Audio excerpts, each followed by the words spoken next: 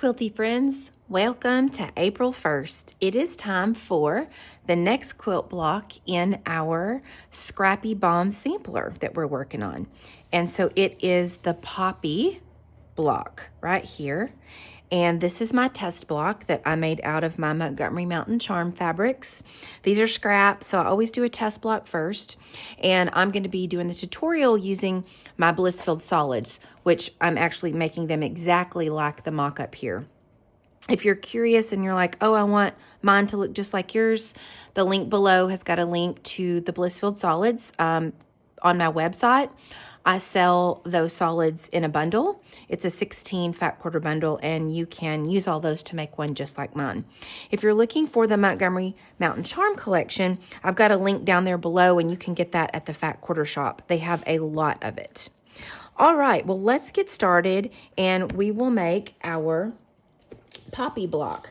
Now, you've got, for those of you that are joined along and you are doing this with me, you got the email this morning on your cutting instructions of what you need to cut.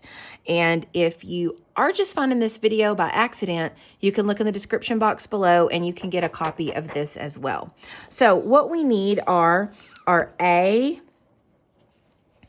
B, C, and D fabrics. So you need 4 different prints because, again, this is a scrappy block. If you wanted to use the same, you could, but if you're trying to follow the scrappy pattern for the whole thing and use up your scraps, grab 4 different squares, and you'll have cut all of those according to the instructions there. And then you're going to need 4 E fabrics, and these are going to be your little center. This is going to make up 4 of these will make up this center here of your poppy. And then you will need your background squares, and you will need 8 of those. And that's all you need for this block. It is really, really simple to make. So the first thing we're going to do, we're going to set our these squares out of the way.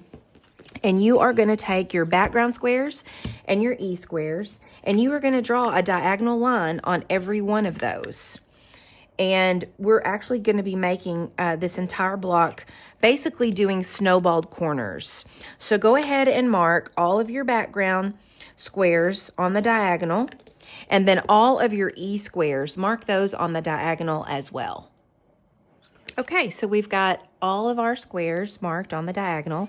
And so now you are going to snowball 2 corners on each one of these. Now pay attention if you have directional fabric. This one here was a directional fabric, so I made sure to snowball the top part of it. And then the crystal print here, it also was directional, so I did that part there. So just keep in mind if you have any directional fabric. You're going to snowball each corner. So I'm just going to go ahead and lay, and you can pin these if you want, if you feel like they're going to fall off. You can pin those on. And so you're going to take all 4 of these to your sewing machine, and you're going to sew on the diagonal line that you've drawn. Literally right on the diagonal line, and then we're going to cut off our corners there, okay? So go ahead and take this to your sewing machine and sew on the diagonal line on all 4 of those up at the top right corner. Okay, so we have sewn on our diagonal lines on all 4 of these. And so now you're just going to take your ruler and you're going to line up. There's a line right there, and we're cutting a 1/4 inch away from our stitch line. And you can save these if you want and, stitch those and make little half square triangles. Use them for something else if you want, or you can get rid of them, completely up to you. So we will just cut all of these off there. And then we're going to go over to our pressing station, and we are going to press all of these snowballed corners out. So I like to set my seam. So that's where you just put your iron on top of it, and then just gently take your iron and press over that corner and open it up completely. And I'm a starcher. I find that when I have my fabric nice and crisp, everything usually goes together much better as long as I've got my 1/4 inch down. And we're just going to press all these open. Give them a good starch. I really love this block. Again, each of these blocks that you're making each month, you easily could make 12 of these and then just add sashing. Well, you'll do the sashing at the end, at the very end of the year. We'll add that. But you could just take one block and make it 12 times, and you could have an entire quilt top made out of any of these blocks that we're making this year. All right, so those are all pressed out. Now it's time to take the other 4 of our background squares, and we are going to add those to the left side, okay? Or the right side, either way. You're just gonna have them at the top of your squares, all right? So, you know, when I turn them around, it looks like now I've sewn the left side on first, and I can put it on this side. So these are all solid, so it doesn't really matter. And it really doesn't matter for you either unless you have directional fabric. So we're just gonna take each one of these, and we're gonna do the exact same thing. You're gonna lay those there on the corner, and make sure, you know, you're gonna have a point, right? So that's what you're paying attention to, is that you're gonna have a point on each one of these. And you'll do the same thing. You'll take your little stack, or you could have it all there at your sewing machine with you. And you will sew on your line, and then we will cut off our corners again. Okay, now we're gonna just cut those corners off again. We'll line up our ruler there and just cut each one of those off.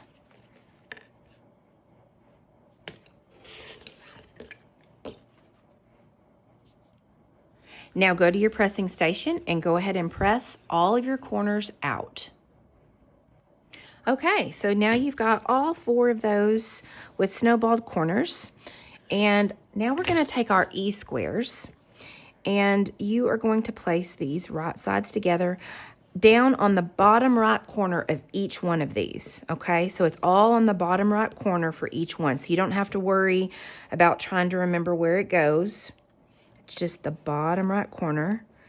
And I'm just gonna lay all of these out at the same time, and I'll take these over to my sewing machine. And we're gonna do the same method. It's just for a much smaller little square there. We're gonna sew on our diagonal line, and then we will come back and we will cut off the corners. Okay, so we've got all those sewn on. Let's go ahead and cut off the corners on each one of these. Those I think are a little bit too small to save and use for anything, so those will definitely be going in the trash.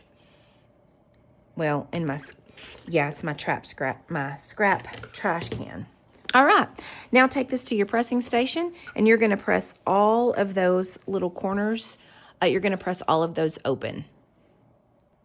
Okay, now the fun part, we get to lay these out. So I'm gonna look here at mine, and I've got this red colored one here.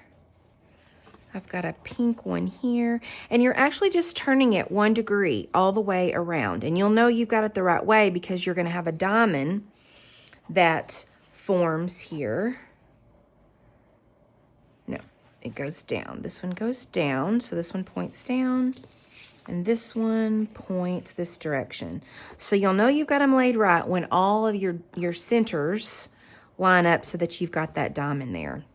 Now I'm setting mine up here on my cutting mat because I like to just pick my little rotating cutting mat up and take it over to my sewing machine.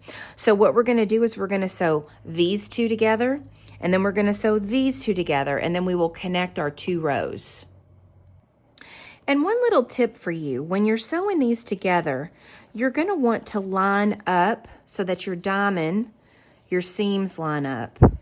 So just line those up. You can see right there, I've got them lined up, and that is actually where I pin so that that does not move. And I kind of try to actually pin a little bit in front of it. It wants to go in a little bit better.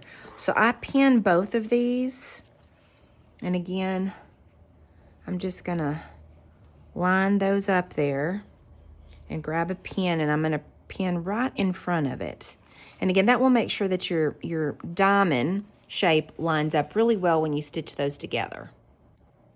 Okay, so we've stitched our two top blocks together and our two bottom blocks together, and now it's time to press. So for this one, you're going to press to the left, and this one, you're going to press to the right.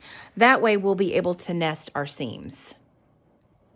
Now that we've pressed in opposite directions, we're going to go right sides together, and we are going to nest those seams right there. So you can just line those little seams up, and it's like they'll butt up and kiss, and then pin that there so it doesn't move on you.